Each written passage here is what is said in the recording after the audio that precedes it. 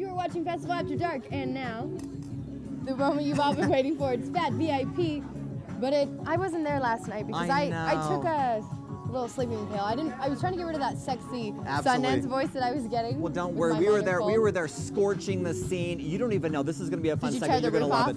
We tore the roof off that place, absolutely, you're gonna love it, let's take a look. All right, we're here at the Slamdance Opening Party 2011. There's a lot of eager filmmakers inside, and we're excited to do a number of interviews to see exactly what's on their mind, what are the hot films that they're going to be showcasing, and I hear a lot of music, so we're going to hopefully do a little dancing too, so stay with us, there's a lot coming.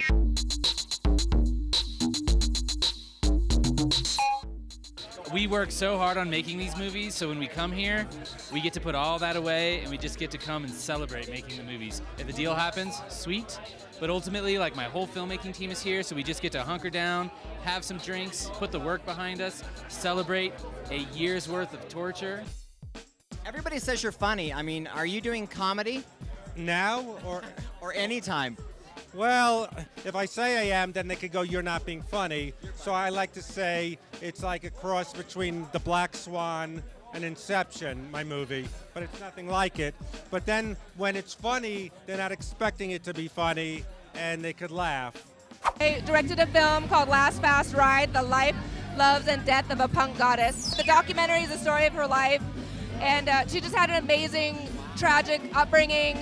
There was alleged sexual abuse by her father. She was a runaway. She lived on the streets of San Francisco, and she was an amazing singer. So, well, people are definitely going to want to see this. What is the next show time and location? 2 p.m. on Tuesday at the Treasure Mountain Inn with the Slamdance Film Festival. This is getting a lot of buzz. Tell us about it. A lot of buzz. It's an incredible film. It was done in one shot. Wow. It's a beautiful, gorgeous photograph film in 35 millimeter.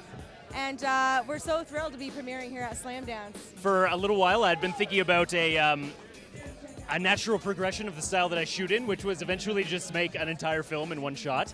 And at the same time that sort of idea was gelling, and Norma and I started working together on this project, the idea for these two particular characters, a common law couple, started to develop in my head without really a film or a structure attached to them. And we realized that these characters would work really well with the construction that we had for a short made in one shot. You have these great independent films being made, no one's really seeing them.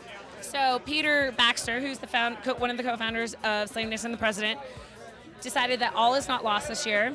And to prove that, we're giving 10% of the ticket sales this year back to the filmmakers. That's excellent. Yes, and also we're continuing our distribution project with Xbox. And we have about 14 films from last year, past festivals, and about, I believe, 6 or 7 festival films from this year that are exclusively on Xbox, Zune, and Xbox. I'm from Iran. I have a short film titled Signals and Signals. And where did you come up with such an idea? The reality is, intellectualism is taking over the world. And unfortunately, some races, like the white race, are going extinct because they're so busy studying and being intellectual and caring about the dreams and ambitions, while the inferior race, Indians, Pakistanis, Arabs, Persians, we are busy making a lot of babies. So the reality is, very shortly, the white race is going to extinguish, and it's not a bad thing or good thing. It's an observational point of view. Is intellectualism bad for human race?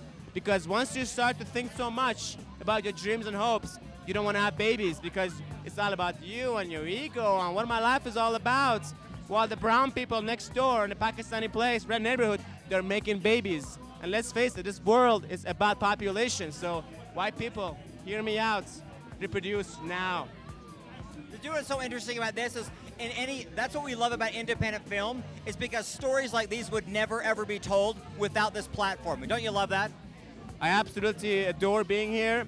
This is an amazing platform because everybody here has something different to say, like what I just said. Absolutely. My story probably couldn't be told in any other platform than something like Slamdance that features independent minds. Hats and hats, let's hit. Nice. This guy is going to be huge in 10 years, and I'm going to be back behind him, supporting him the whole way. He's fantastic. I feel awesome to believe that, but that's great. Well, very good. We're very proud of you guys. Congratulations and good luck, okay? Hey, thanks, man. Thank you. Love you. Thank you, Utah. Thank you for having us in your town. Woo. Cheers.